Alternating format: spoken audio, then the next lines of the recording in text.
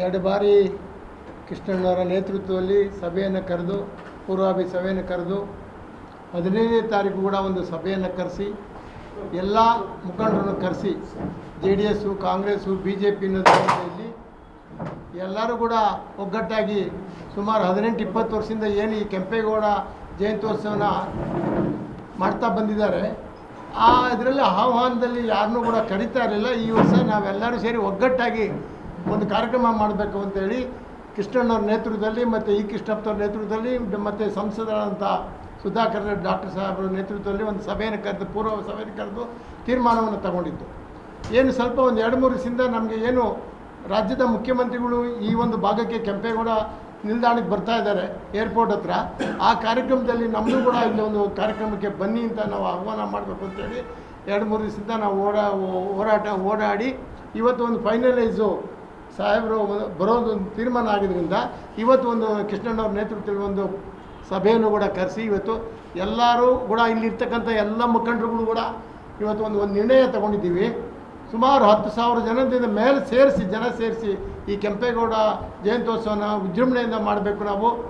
ಹಾಗಾಗಿ ಹೊಯ್ಸಳ ಗ್ರೌಂಡಿಂದ ಪ್ರಾರಂಭ ಆಗಿ ಅಲ್ಲಿಂದ ಬೊಮ್ಮಸಂದ್ರ ಚಿಕ್ಕಬೊಮ್ಮಸಂದ್ರ ಮುಖಾಂತರ BWSSB ಸರ್ಕಲ್ಲು ಮತ್ತು ನ್ಯೂ ಟೌನು. ಈಗ ನ್ಯೂ ಟೌನಿಂದ ಬಂದು ಸರ್ವಕಾರ ಏರಿಯಾ ಬ್ರಿಡ್ಜ್ ಹತ್ರ ಬಂದು ಅಲ್ಲಿಂದ ಮತ್ತೆ ಹೊಯ್ಸಳ ಗ್ರೌಂಡ್ಗೆ 9 ಗಂಟೆ ಅಷ್ಟೊತ್ತಿಗೆ ನಾವಿಲ್ಲಿ ಕಾರ್ಯಕ್ರಮಕ್ಕೆ ಬರ್ತಾಯಿದ್ವಿ. ಅಲ್ಲಿಗೆ 9:15 CM ಸಾಹೇಬರು ಇಲ್ಲಿ ಬರ್ತಾರೆ. ಅವರು ಒಂದು ನಮ್ಮ ಕೆಂಪೇಗೌಡರು ವಿಷಯದಲ್ಲಿ ಮತ್ತು ಇಲ್ಲಿ ಈ ಭಾಗಕ್ಕೆ ಆಗಬೇಕಾದಂಥ ಒಕ್ಕಲಿಗರ ಸಂಘದ ಏನೇನು ಆಹ್ವಾನಗಳಿದೆ ಅದನ್ನೆಲ್ಲ ಕೇಳಿ ನಮಗೂ ಕೂಡ ಈ ಒಂದು ತಾಲೂಕಿನಲ್ಲಿ ಒಕ್ಕಲಿಗರ ಸಂಘಕ್ಕೆ ಯಾವ ರೀತಿ ಸಹಕಾರನ ನಾವು ಕೇಳಿದಾಗ ಅವ್ರಿಗೆ ಮಾಡ್ಬೋದೇ ಹೊರತು ನಾವು ಕೇಳ್ದೆ ಹೋದ್ರೂ ಅವ್ರು ಮಾಡೋದಿಲ್ಲ.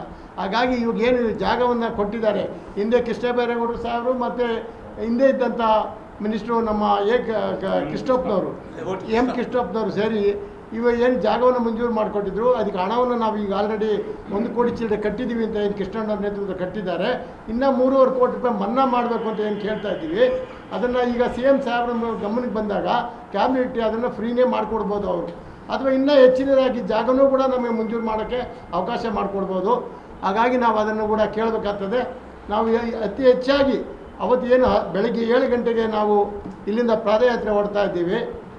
ಆ ಟೈಮ್ಗೆ 7-7:30 ಪ್ರಾರಂಭವಾಗಿ 9:15 ಇಲ್ಲಿಗೆ ಜನ ಎಲ್ಲ ಸೇರೋಷ್ಟೊತ್ತಿಗೆ ಸಾಹೇಬರು ಬರ್ತಾರೆ.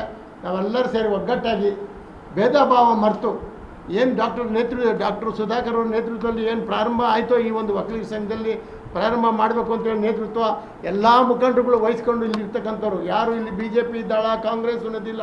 ಯಾರೋ ಇವತ್ತು ಹೇಳ್ತಾ ಇದ್ದಾರೆ ನಾವು ಮಾಡ್ಕೊಂಡು ಬಂದಿದ್ದೋ ಕಾರ್ಯಕ್ರಮನ ಇವತ್ತು ಯಾರೋ ಮಾಡೋಕ್ಕೆ ಹೋಗಿದ್ದಾರೆ. 2 ಕಾರ್ಯಕ್ರಮ ಮಾಡ್ತಾಯಿದ್ದೀವಿ. 2 ಕಾರ್ಯಕ್ರಮ ಇಲ್ಲ, ಇದು ಒಂದೇ ಕಾರ್ಯಕ್ರಮ. ಒಕ್ಕಲಿಗರ ಸಂಘದಿಂದ ನಡೀತಕ್ಕಂಥ ಕಾರ್ಯಕ್ರಮ ಇದು ಒಂದೇ. ಆ ಕಾರ್ಯಕ್ರಮ ಇಲ್ಲಿ ನಡೀತಾ ಇರೋದು, ಯಾವುದೂ 2 ಕಾರ್ಯಕ್ರಮ ನಡೀತಾ ಇಲ್ಲ. ಯಾರೇ ಎಷ್ಟೇ ಹೇಳ್ಕೊಳ್ಳಿ, ತಾವ್ಯಾರು ದಯಮಾಡಿ ಅವ್ರು ಹೇಳ್ಕೊಳೋರು ಹೇಳ್ಕೊಬೋದು, ಏನಾದರೂ ಹೇಳ್ಕೊಬೋದು. ಅವ್ರು ಹೇಳ್ಕೊಳ್ಳಿ, ನಾವು ಕೇಳ್ಕೊಣ. ಅವ್ರು ಯಾರೋ ಹೇಳ್ತಾಯಿದ್ರು ಮೊನ್ನೆ ಕೂಡ ನಾವು ಎಲ್ಲ ಕೇಳಿದು ಕಸ ಗುಡ್ಸೋ ಕೆಲಸ ಕೊಟ್ಟರು ನಾವು ಮಾಡ್ತೀವಿ ಅಂತಾರೆ. ನಮ್ಮ ಆಫೀಸಲ್ಲಿ ಕಸ ಗುಡ್ಸೋ ಕೆಲಸ ನಿಮಗಿಲ್ಲ. ದಯಮಾಡಿ ಆಫೀಸ್ ನಿಮಗೆ ಬಾಗಿಲು ತೆಗೆದಿದೆ. 18 ವರ್ಷದಿಂದಲೂ ಈ ಒಕ್ಕಲಿಗರ ಸಂಘ ನಡ್ಕೊಂಡು ಬಂದಿದೆ. ಅವರು ಇವತ್ತರೆಗೂ ಈ ಒಕ್ಕಲಿಗರ ಸಂಘಕ್ಕೆ ಆಫೀಸ್ಗೆ ಬಾಗಿಲಿಗೆ ಇಣಕ್ಕೆ ನೋಡಿಲ್ಲ. ಅದೇ ಕಸ ಗುಡ್ಸೋ ಅಂತ ಕೆಲಸ ಕೊಟ್ಟರು ನಾನು ಮಾಡ್ತೀನಿ ಅಂತ ಹೇಳ್ತಾರೆ. ಆ ಕೆಲಸ ನಿಮ್ಮ ಕೈಲಿ ಮಾಡಿಸಲ್ಲ. ತಾವು ಉನ್ನತ ಸ್ಥಾನದಾಗಿದ್ದೀರಾ, ತಾವು ಜವಾಬ್ದಾರಿ ಸ್ಥಾನದಾಗಿದ್ದು ಈ ಥರ ಎಲ್ಲ ಮಾತಾಡಬಾರ್ದು. ನಾವು ಕೂಡ ಈಗ ಏತಕ್ಕೆ ಇಷ್ಟೊಂದೆಲ್ಲ ಸೇರ್ಬೇಕಾಗಿ ಕಾರ್ಯಕ್ರಮ ಮಾಡಬೇಕು ಅಂತ ಉದ್ದೇಶ ಬಂದಿದ್ದೇನಪ್ಪ ಅಂತಂದರೆ, ನೀವು 18 ವರ್ಷದಿಂದ ನಿಮ್ಮ ವೈಯಕ್ತಿಕವಾಗಿ ಕಾರ್ಯಕ್ರಮ ಮಾಡ್ಕೊಂಡು ಬಂದಿದ್ದೀರ ಹೊರತು ಕೆಂಪೇಗೌಡರಿಗೆ ಕೊಡ್ತಕ್ಕಂಥ ಗೌರವ ಈ ಒಂದು ಜನ ಯಲಹಂಕ ಕ್ಷೇತ್ರ ನಡೆದಿರಲಿಲ್ಲ.